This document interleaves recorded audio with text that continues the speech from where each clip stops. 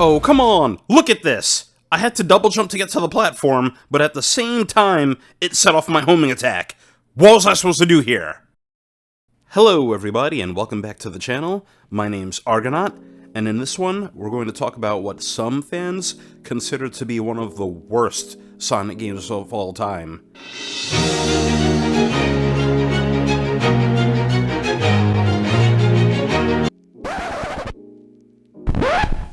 No, not that one. Although, one day that game will get theirs on this channel.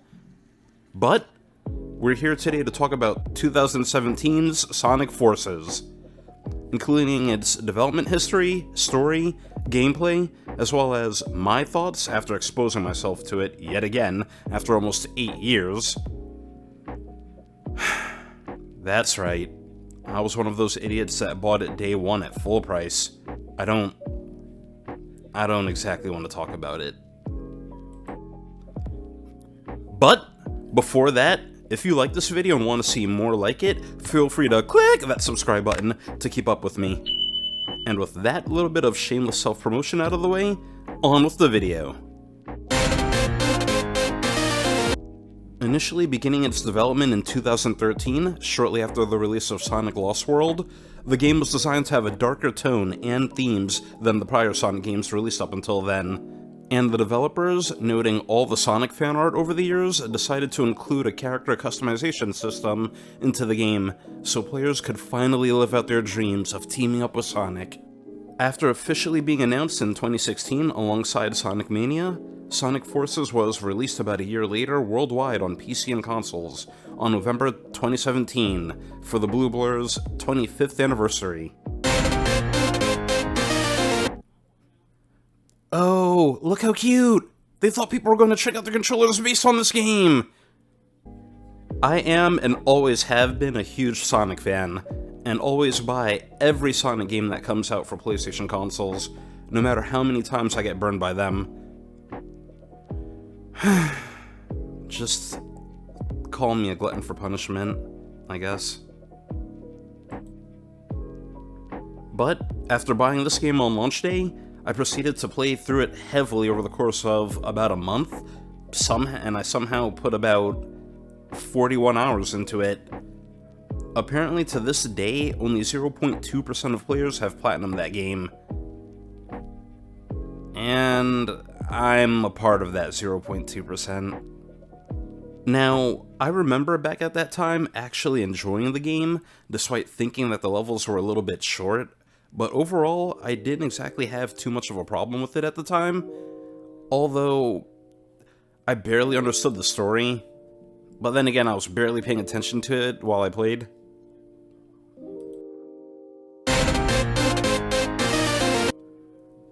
In the usual Sonic format, the story starts off with Eggman creating or coming into contact with some new power he can barely control as he begins to try to use it to take over the world. Only, this time when Sonic goes to stop him, he actually gets defeated by this new mysterious masked character called Infinite, who's using some weird power, along with Shadow, Zavik, Chaos, and Metal Sonic, and is then captured by Eggman and sent up to space, where he was kept for 6 months while being tortured. Wow. What a dark Sonic game indeed. During those 6 months while Sonic was in space being tortured, Eggman proceeded to basically conquer the whole planet, with only a small resistance consisting of all of Sonic's friends and some randoms left to stand against him, with Knuckles leading the charge. And... wait, hold on. Is that Silver? Why the hell is he here? Isn't he from the future?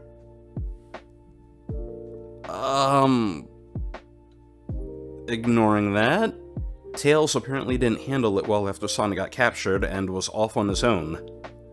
I mean, I would think that he would be the one leading the resistance with Sonic defeated to get revenge for Sonic, but whatever. Our game continues with your custom character, dubbed the Rookie, joining the Resistance.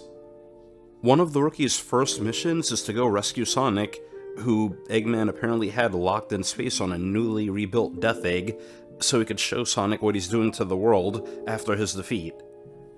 Eggman is also preparing to launch Sonic into space to get rid of him, so time is of the essence.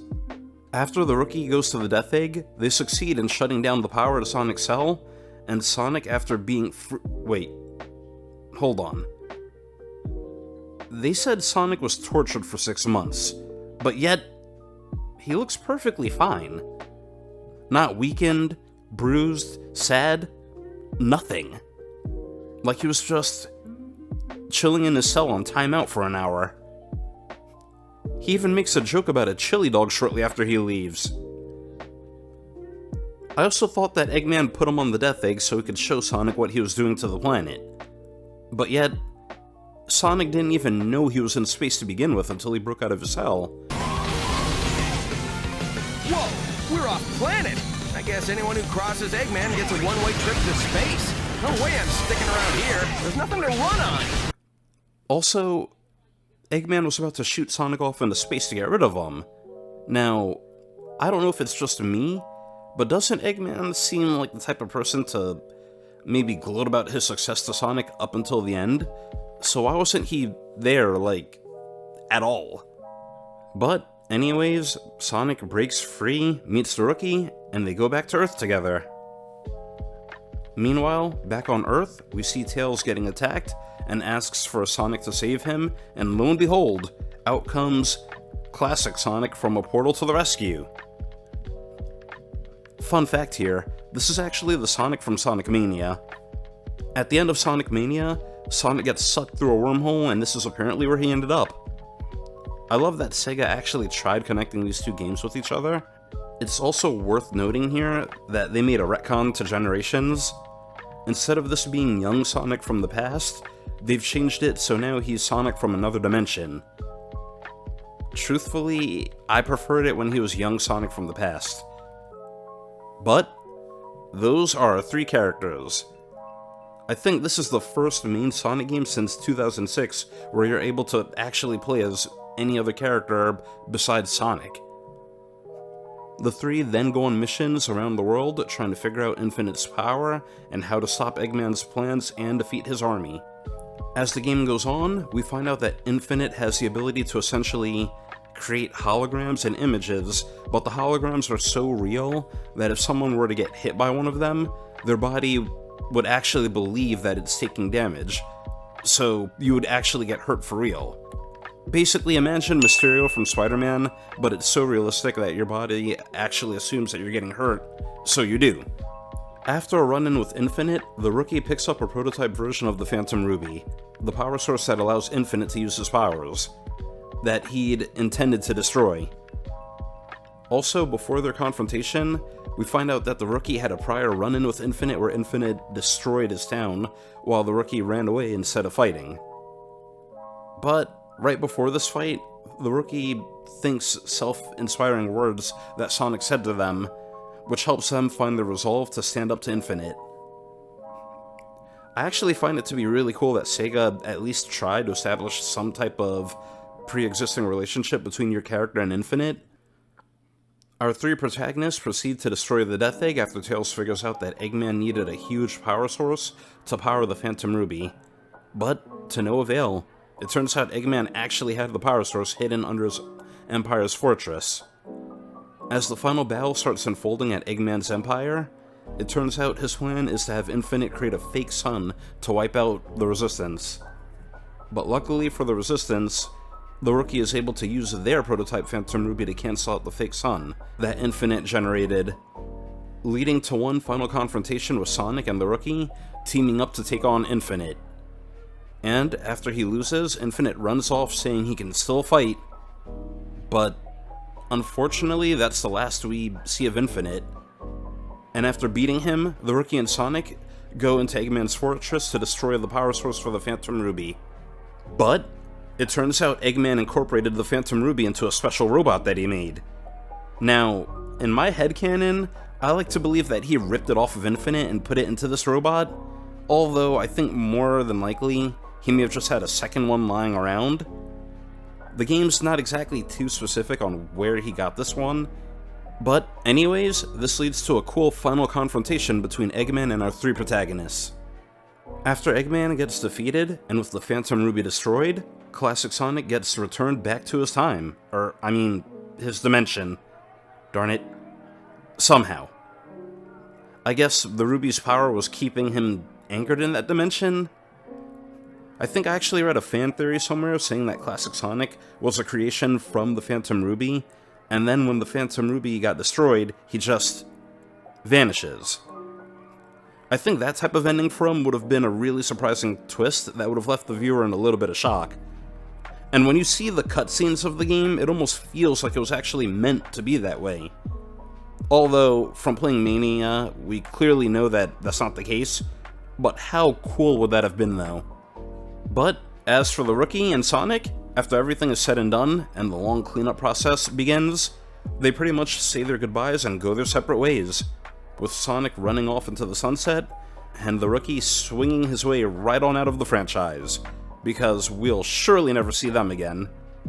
Honestly, I thought the story was okay for what it was. It felt like they tried to make a darker story than normal and not play it so safe, but yet, it feels like at some point, they got scared and backed out anyway. And when they backed out, you can pretty much feel it in the story. I mean, at least story-wise, Forces could have been one of the better Sonic stories. Hell, I think it actually would have been even better than the story for Frontiers had they committed.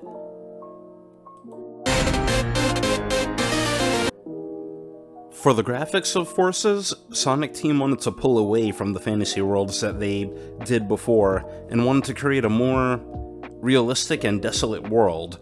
And to help with this, they created an updated version of their old Hedgehog engine, which they dubbed the Hedgehog Engine 2.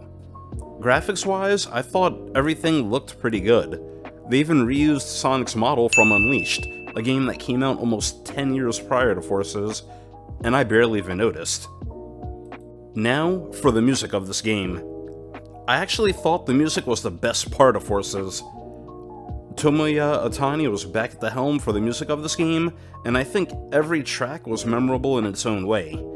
From classic Sonic's 8-bit themes to more of the songs that we're used to with modern Sonic, and if you play enough, you'll notice that for the Avatar stages, all of them have vocals. During an interview on the Tales channel back in 2019, Otani said that since the Avatar doesn't talk, it would be interesting to let the music express what they're feeling. But, I mean, I'm pretty sure even if you thought Forces was bad, you gotta admit, Moonlight Battlefield was a hit.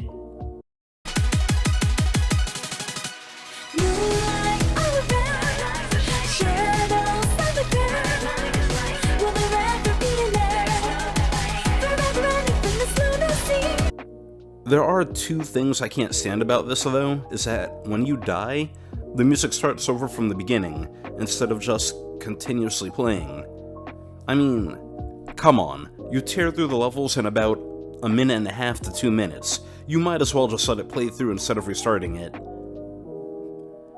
And the other thing is that you rip through the level so fast that you barely get to hear the music at all. I mean, I've never been in a situation where I get to the end of a stage, but find myself waiting around just to hear out the track a little bit more.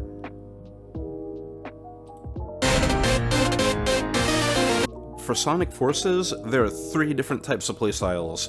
If you played Sonic Generations, then you should already be used to basically 2 of them. First, we have Modern Sonic, who has his boost playstyle, which I'm pretty sure most Sonic players are fully acquainted with by this point. Although, I feel like in this game, his boost runs out a little bit faster than in prior games, so you have to be a bit smarter about when you use it. Although, at the end of the day, you'll still probably finish every level in about 2 minutes or less, no matter which character you play, assuming that you don't die. We also have Classic Sonic back again. There's not much to say here. You run and jump and spin dash, although this time around, the physics for the classic levels feel a bit off. I can't quite put my finger on it. You lose momentum crazy fast with him, and this might just be a me thing, but sometimes when you jump and try to use air control, it feels like being on a greased pig, causing me to overestimate where I'm going and sometimes leading to an unnecessary death. Let me know in the comments, what did you think about the gameplay for Forces? And for our last playstyle, we have the Avatar. It seems like Sonic Team put a lot of effort in giving players the ability to customize them however you want, and you're able to earn even more collectibles for them by going through the story and completing challenge missions. As you keep going, you'll unlock new clothes, accessories, and Wispin weapons. What's a Wispin weapon, you may ask? It's the tool your character uses to fight. It has a grappling hook that acts like a slower version of Sonic's swimming attack, and it can also let you grapple and swing to higher areas, and by changing your Wispin, it gives your characters a different primary fire ability, and also it changes the type of Wisp power that you're able to use as you see Wisps throughout the game. Why are the Wisps here in this game? I have absolutely no idea. There are also a couple of sections where Sonic and your avatar team up, in which case, you're basically able to use all of their abilities at the same time, which, I'll admit, was pretty well implemented. And unlike the previous Sonic titles, there are no special stages and no need for you to go around collecting the Chaos Emeralds, because, unlike the previous Sonic games, there is no obligatory Supersonic fight. I'm not exactly sure why this decision was made, although the story works without it. I think they could have had one last fight with Infinite after he runs off where the two Sonics and your avatar team up to fight him in a Supersonic battle. That would have been cool. But fear not, they did add Supersonic to Forces later on, as free DLC. Initially, Sega was going to charge $2 for them, but there was so much fan backlash at the time that they just made them free. The gameplay isn't game-breaking, and for some of the levels and boss fights, I actually found myself having quite a bit of fun. Although, for the classic Sonic levels, I would often groan and just try to get through it as fast as possible so I can get it out the way. Although, unfortunately, to beat this game takes about 3 to 4 hours, which is just ridiculous. Imagine paying $60 for that. Like I did. After Sonic Forces came out, fans for the most part reacted pretty negatively to the game, with its short campaign, misrepresentation of its characters, like making Tails a coward again that didn't believe in himself, short levels, cramming classic Sonic in the game to unnecessarily tie it to Sonic Mania, and the PC version had a lot of issues with random crashing at launch. Sega also released a free DLC called Episode Shadow, which showed what happened prior to the game's events.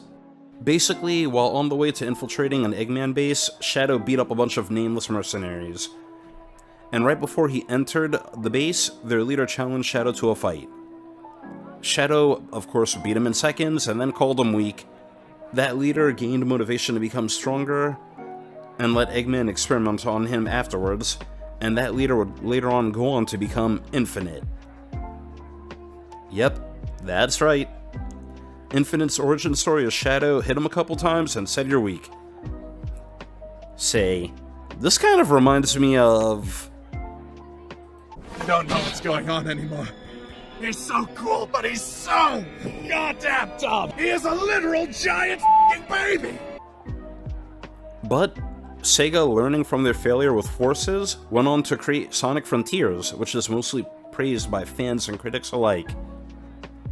These are the pros and cons to how I felt about this game. The soundtrack was pretty good.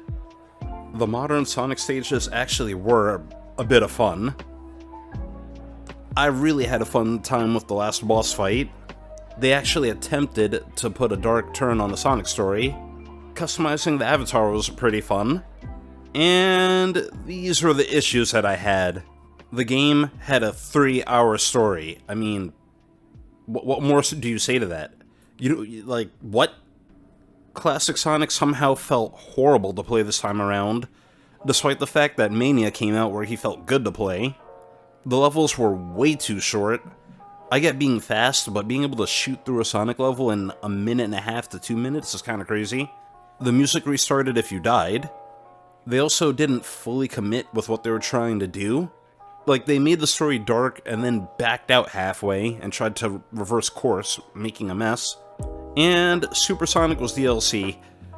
And by that, I mean, even if he wasn't mandatory for his own section, they could have at least made it so you can go out of your way to collect Chaos Emeralds or something just to unlock him to have fun with throughout the game.